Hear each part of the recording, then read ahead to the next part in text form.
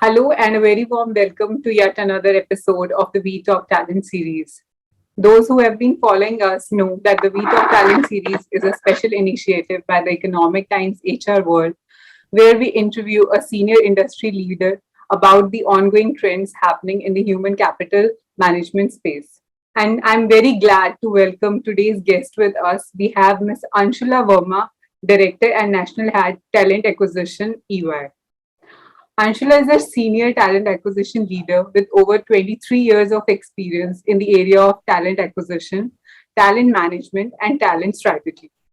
She has led high growth recruitment teams for some of the most innovative and strategic consultings and technology companies, including Emphasis, Ericent, Agilent Technologies, and EY.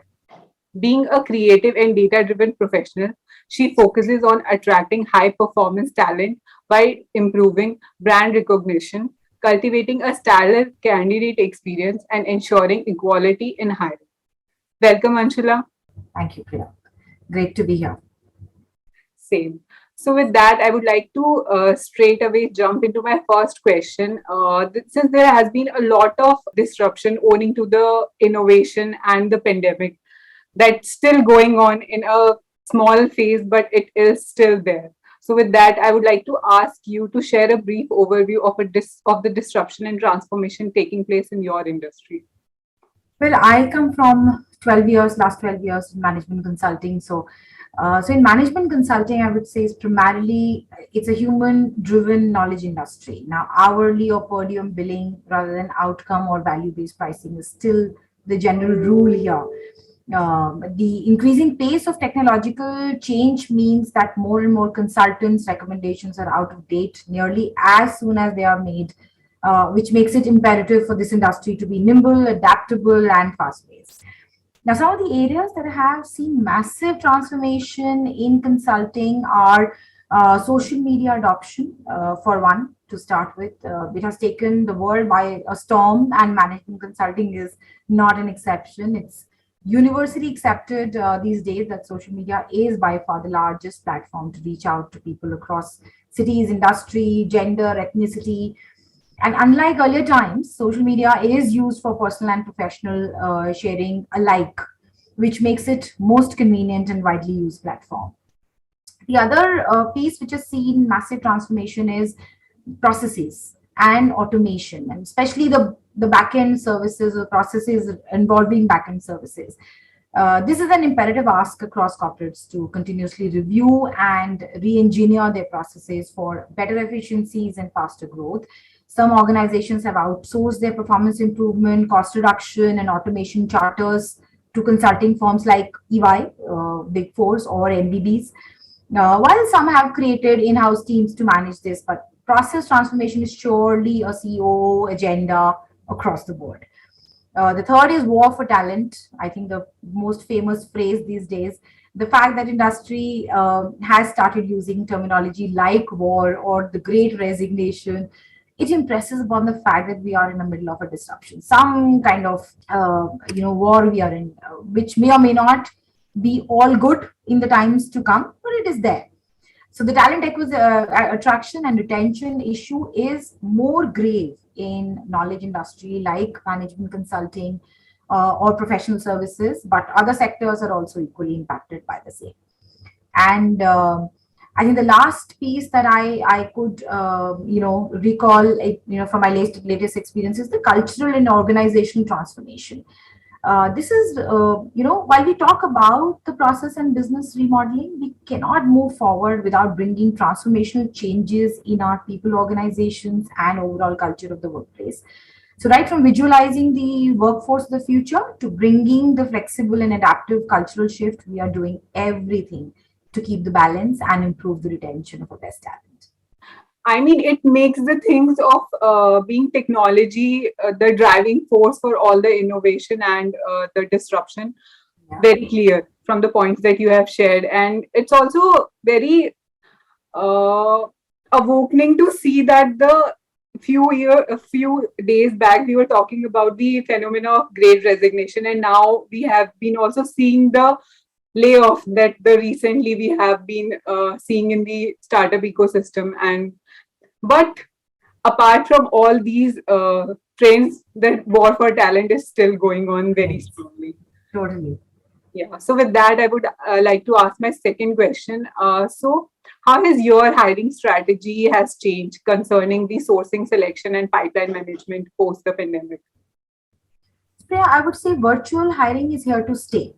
While there are a lot of varied attributes constantly evolving, we have particularly focused heavily on a few things, starting with adopting and fine tuning the virtual hiring process. Now, it's not something that recruiters knew or were trained on. There was and still is a lot of learning on the go in terms of managing candidates and stakeholders manually, keeping them engaged and giving them same experience without the human touch of a face-to-face meeting in the older times. The other thing that has brought about the change is the digital transformation and data analytics. Uh, that is the aspect that has become a backbone of the professional world today. It not only enables faster decision making, but also brings objectivity to the outcomes, helps professionals to get rid of the redundancies and only invest time in the value adding tasks.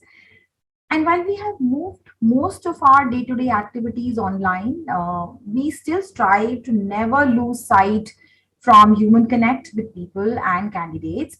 Automation, I always believe, shouldn't erase personalization when recruiting, as top talent will want to always work with the team that shows that we care. I think the another pattern that is emerging is the long notice period in each organization, which is making recruiters turn their attention to the talent that is in transit. Somebody who's moving from one organization to another already resigned.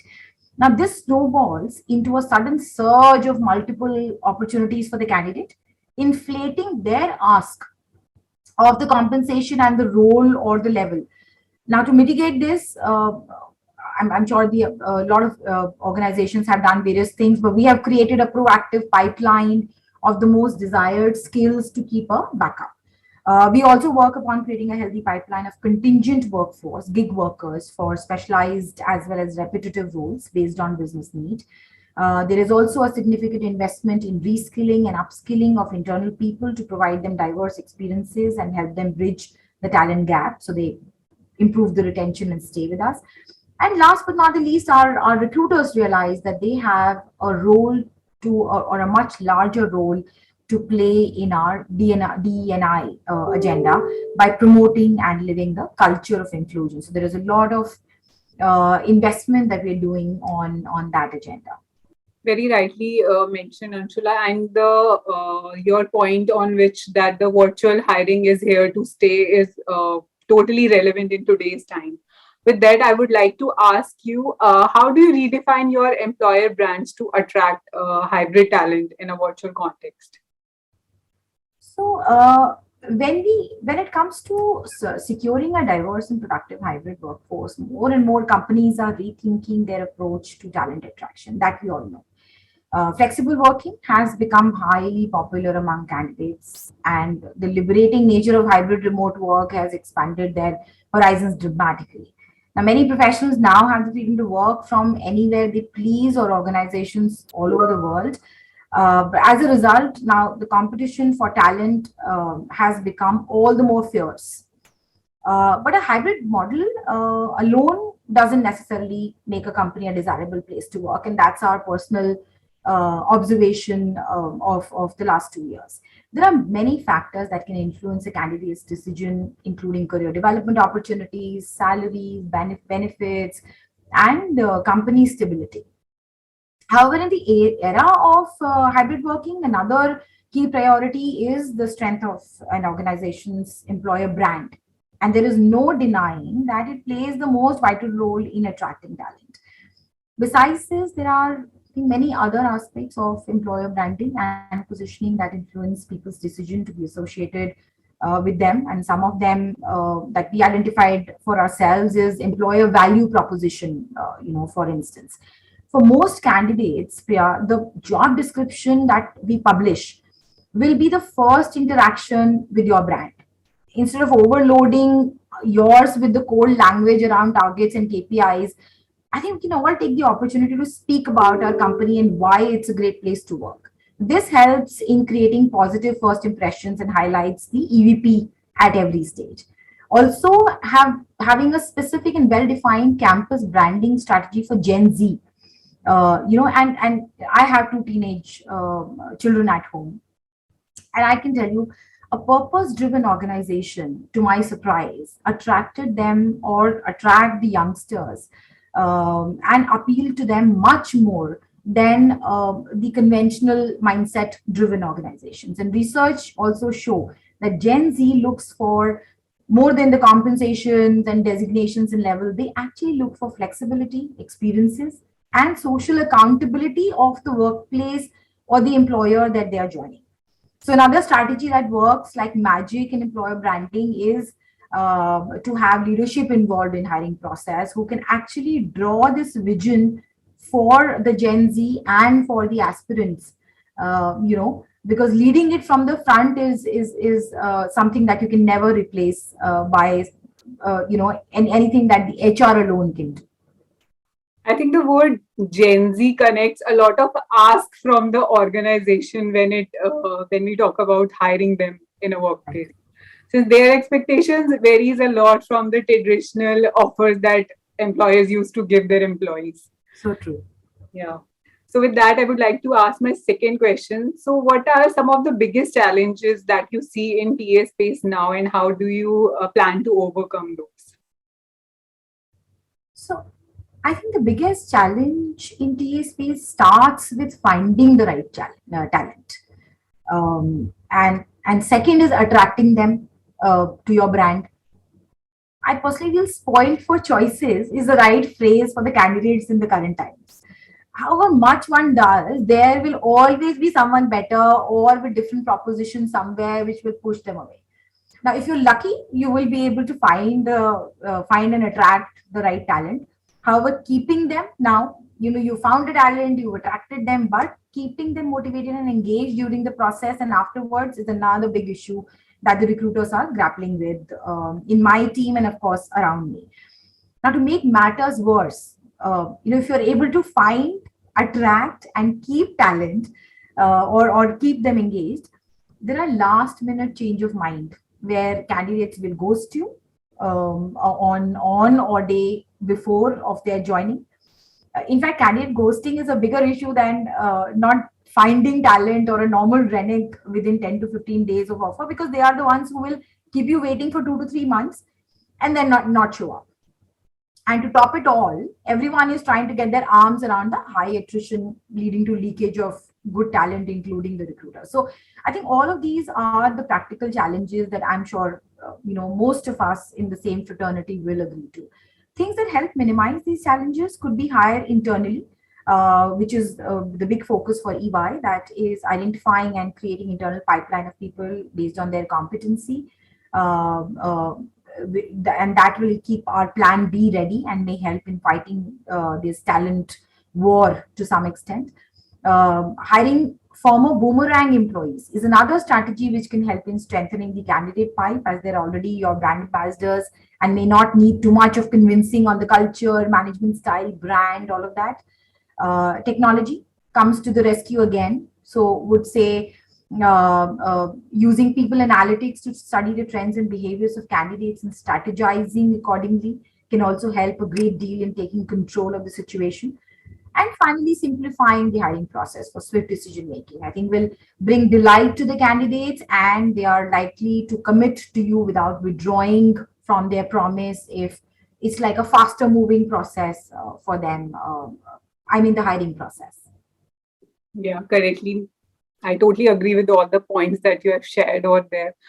You also mentioned about how technology is helping to analyze the behavior and patterns of the employers, to which how HR can help in those steps and enhance their experience. With that, I would like to ask you, how important do you think is the new age technology such as data science, machine learning is for HR? And can we say that it aids HR to play a bigger role in business?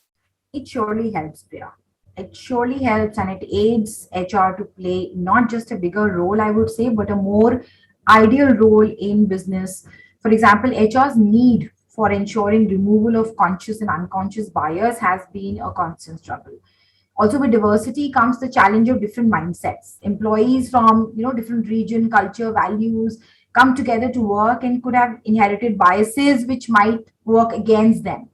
We now have tools and technologies to aid HR with some of these aspects. So, for example, quite a few of us are already using advanced tools to create gender neutral CVs and gender neutral JDs.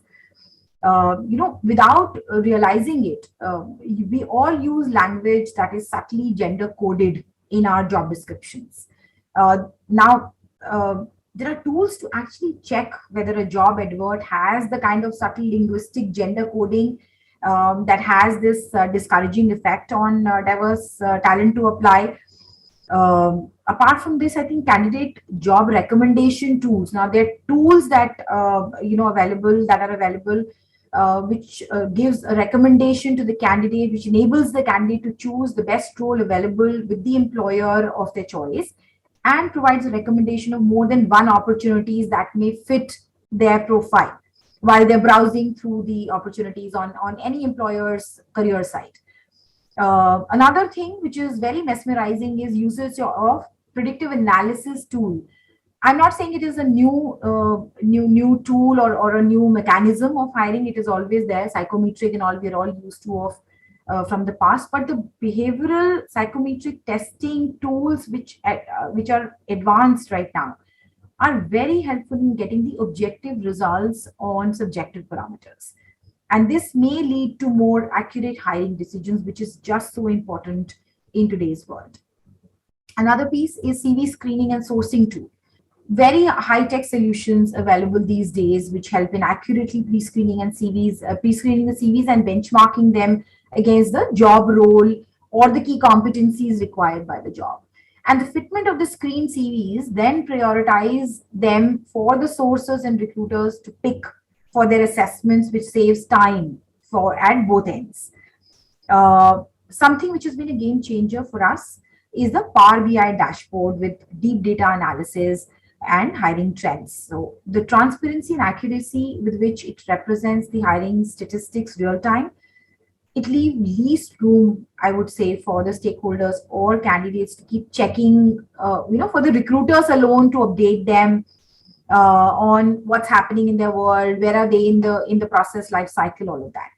And with that, I think one last thing that I recently and we recently started using is the gamification based onboarding. So there are tools available which engage with the candidates throughout the period of right from the offer to the notice period and the joining period to the time when they join. There are tools which are available which keeps them engaged in a very, very entertaining and deeply engaging manner, very interesting manner. And then you have metaverse. We have created, recently we've done an event and we are doing another 2-3 events in July on metaverse, which is a virtual environment or a VR environment, for the candidates to take a sneak peek into your organization, the workplace, the culture, meet people in a virtual environment without being physically there. So I think these are all very interesting innovations in the areas of HR and people-centric world, which is making a lot of difference to how we do business today. Indeed, they are very innovative and interesting innovations in this field, especially the point you initially mentioned about the technology helping in breaking the unconscious bias which we may have while selecting candidates, which technology is there to remove that portion.